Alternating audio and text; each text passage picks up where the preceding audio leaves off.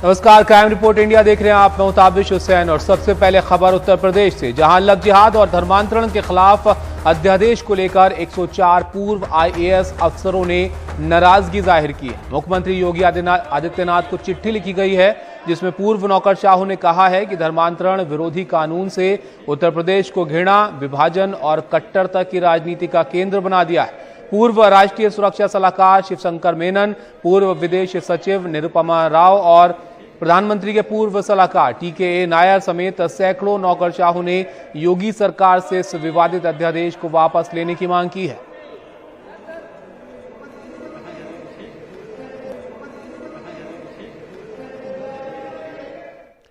वहीं रक्षा मंत्री राजनाथ सिंह ने धर्मांतरण के खिलाफ अध्यादेश को सही बताया है।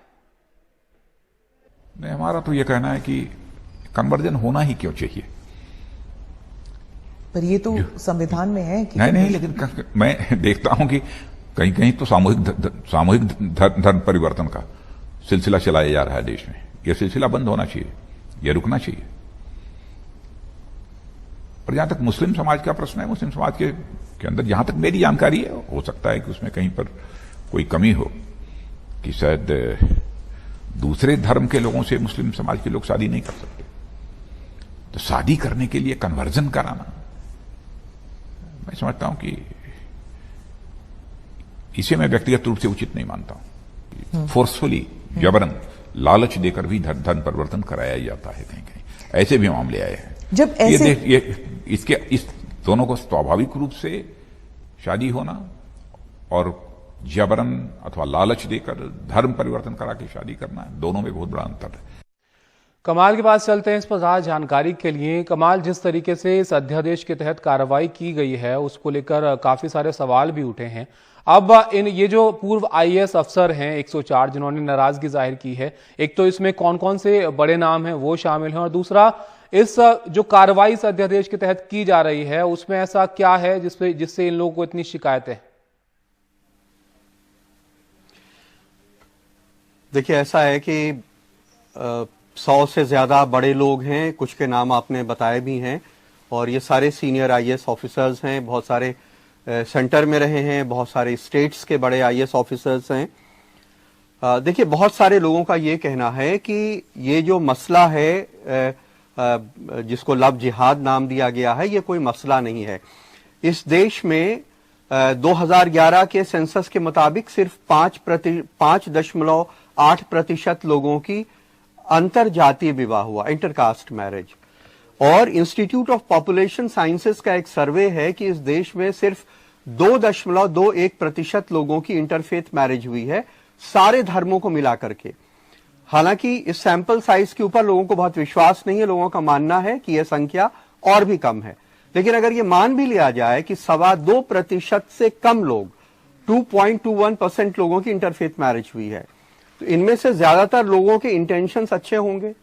तो फिर जो चीटिंग कर रहे हैं उनकी तादाद कितनी बड़ी है कि इस देश के 5 राज्य कह रहे हैं कि हमें इसके खिलाफ कानून बनाना है जी। तो उससे यह साफ लगता है कि ये सामाजिक समस्या नहीं, ये राजनीतिक एजेंडा है जिसकी वजह से ये हो रहा है। और उत्तर प्रदेश में बहुत सारी जगहों में, कुशीनगर में तो एक मुस्लिम लड़का मस्जिद में निकाह कर रहे थे, किसी ने कह दिया लव जिहाद हो रहा है, पुलिस पकड़ लाई, रात भर थाने में बिठाए रखे रही। अभी आपने देखा कि कुशीनगर में, मुरादाबाद में जिस तरह से हुआ है, बरेली में हुआ है, बहुत जगह ऐसे मामले आ रहे हैं। बिजनौर में हुआ है जहां पे लड़की कह रही है कि मैं लड़के के साथ बर्थडे पार्टी से लौट के आ रही थी और मुझे पुलिस ने पकड़ लिया, लड़का मेरा धर्म परिवर्तन नहीं कराना चाहता, मुझसे शादी नहीं करना चाहता है, लेकिन पुलिस कह रही है लव जिहाद हो रहा है। और उन्होंने उसके बाप से तहरीर लेकर के मुकदमा कायम करके 18 साल के लड़के को जेल भेज दिया है। तो ऐसे बहुत सारी बातें हैं जिसपे लोगों को यह लग रहा है कि ये किसी पॉलिटिकल एजेंडे के तहत हो रहा है। शुक्रिया कमाल आपका सब जानकारी के लिए। तो जिस तरीके से कार्रवाई की गई है इस अध्यादेश के तहत, तो उसको लेकर नाराजगी यहां पर जाहिर की है पूर्व IAS अफसरों ने, और इसको लेकर चिट्ठी उन्होंने लिखी है। फिलहाल आपको बताएं कि गाड़ियों पर जाति सूचक स्टिकर पेंट करवाए जाने को लेकर सरकार के नए निर्देश के बाद यूपी में कार्रवाई शुरू हो गई है। इसके चलते यूपी के कई शहरों में पुलिस ने जाति लिखे स्टिकर वाली गाड़ियों के खिलाफ कार्रवाई की है। हमारे सहयोगी सौरभ शुक्ला की रिपोर्ट आप देखिए।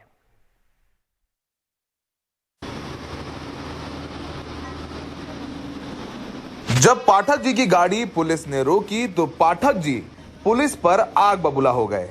बोले कि यह नियम बिल्कुल गलत है और उन्हें अपनी जाति पर गर्व है, इसलिए उन्होंने अपनी गाड़ी पर अपनी जाति लिखवाई हुई है। ब्राह्मण आदमी तो ब्राह्मण लिखेगा। आपको लगता है कि गलत नहीं है? गलत, ये गलत है कि 1 तारीख से बोला था, आज 29 तारीख से चालान कर रहे हैं। अगर आपने अपनी गाड़ी पर अपनी जाति लिखवाई है तो आपको जुर्माना भरना ही होगा। यूपी पुलिस पूरे प्रदेश में ऐसी गाड़ियों का चालान कर रही है। जरा इस गाड़ी को देखिए, पीछे शीशे पर बड़े बड़े शब्दों में इनकी जाति लिखी हुई है। जब पुलिस ने रोका तो जरा इनके तेवर देखिए। लगवा लिया। कुछ लोग अपनी गलती मानते हुए आगे से ऐसा ना करने की बात भी करते नजर आए। नहीं, ये बिल्कुल सही नहीं है, लेकिन अब लिखा लिया, अब गलती है मेरी, मैं मानता हूँ, मैं इसे मिटाऊंगा। आदेश के मुताबिक अगर गाड़ी में नंबर प्लेट से लेकर कहीं भी जाति या फिर जाति सूचक शब्द लिखा है तो 500 रुपए के दंड से लेकर गाड़ी सीज करने तक का प्रावधान है। देखिए, ये 177 के अंतर्गत इसका चालान किया जा रहा है। जैसे कल मैंने एक गाड़ी को रोका था तो उस गाड़ी पे एक जाति सूचक शब्द था। जब मैंने उनको टोका कि ये क्यों लिखा है तो उन्होंने कहा हमारे पूर्वजों ने बहुत त्याग किया है, बलिदान दिया है, इस वजह से मैंने लिखा है। पुलिस ऐसी गाड़ियों को रोक कर चालान तो काट देगी, ये जाति वाले स्टिकर भी हट जाएंगे, पर समाज की जातिवादी मानसिकता बदलने में अब भी बहुत वक्त लगने वाला है। पुलिस लगातार रोज अब सैकड़ों चालान काट रही है ऐसी गाड़ियों का जो कि अपनी गाड़ी में नंबर प्लेट पर अपनी जाति लिखवाए हुए हैं। लेकिन पुलिस का कहना है कि ऐसे लोगों को रोको तो वो पुलिस से ही भिड़ जाते हैं, ये कहते हुए कि अगर वो अपनी जाति अपनी गाड़ी में लिखवा रहे हैं तो इसमें गलत क्या है। तो सवाल यही है कि क्या वाकई में नए भारत में भी इन तमाम चीज़ों की जगह है, और ये नाकामी पुलिस की नहीं है, ये नाकामी समाज की है। नोएडा में सहयोगी राकेश और अरविंद उत्तम के साथ सौरभ शुक्ला, एनडीटीवी इंडिया। अब एक खबर दिल्ली से आपको दिखाते हैं। दिल्ली के प्रेम नगर में एक दोस्त ने ही दोस्त का मर्डर कर दिया। आरोपी अंकित ने अपने दोस्त रवि की रस्सी से गला घोंटकर हत्या कर दी और शव को बोरे में डालकर किराड़ी इलाके में खाली प्लॉट में फेंक आया। लाश को स्कूटर पर ले जाते वक्त सीसीटीवी में तस्वीर कैद हुई तो वो पकड़ में आया। 77,000 के लेन देन को लेकर यह विवाद था, जिसको लेकर घर बुलाकर अंकित ने रवि की हत्या कर दी।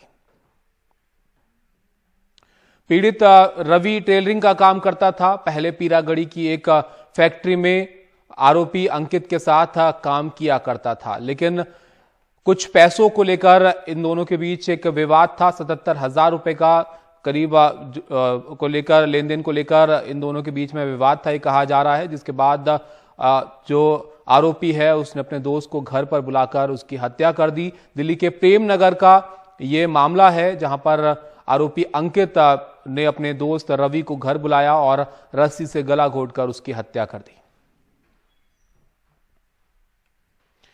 लखनऊ के आशियाना क्षेत्र के शातिर अपराधी अरुण कुमार यादव और मुलायम यादव को पुलिस ने मुठभेड़ के बाद गिरफ्तार कर लिया है। मुठभेड़ में अपराधी अरुण कुमार यादव घायल भी हुआ है। पुलिस ने अपराधियों के पास से अवैध असले के साथ एक मोटरसाइकिल भी बरामद की है।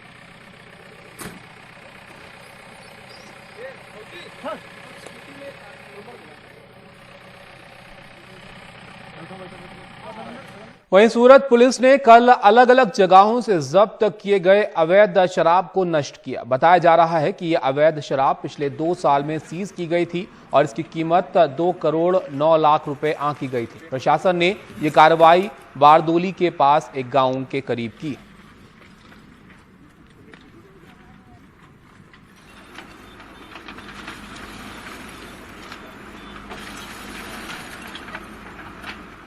आंध्र प्रदेश के कृष्णा जिले में शराब की नदियां बहा दी गई। पुलिस ने गैर कानूनी तरीके से बनाई गई 4000 लीटर देसी शराब वहां पर बहा दी। पुलिस ने अलग अलग जगहों पर 400 रेड के दौरान 4000 लीटर देसी शराब को बरामद किया था, जिसे बाद में कृष्णा जिले के बांदार पुलिस हेडक्वार्टर पर बहा दिया गया।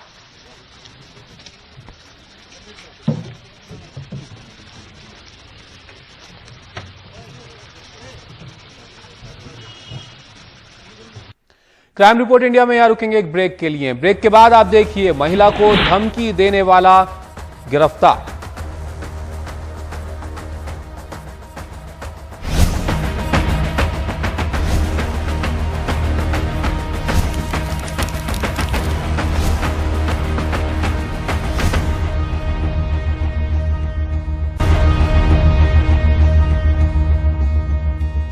अब खबर दिल्ली से, जहां पर एक महिला की फर्जी अश्लील तस्वीरें सोशल मीडिया पर वायरल करने की धमकी देने वाले एक आरोपी को साइबर सेल ने गिरफ्तार किया है।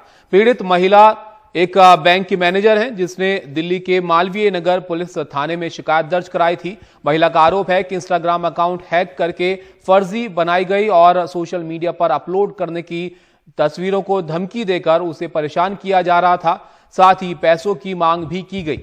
आरोपी अब तक 100 महिलाओं को अपना शिकार बना चुका है। फिलहाल आरोपी के खिलाफ मुकदमा दर्ज कर कार्रवाई शुरू कर दी गई है। और अब नजर डालते हैं क्राइम रैप पर। आपको बताएं, दिल्ली के आईजीआई एयरपोर्ट पर 15 लाख की विदेशी करेंसी के साथ विदेशी नागरिक को गिरफ्तार किया गया है। गिरफ्तारी के बाद से उसके पास से कोई वैध दस्तावेज नहीं मिले।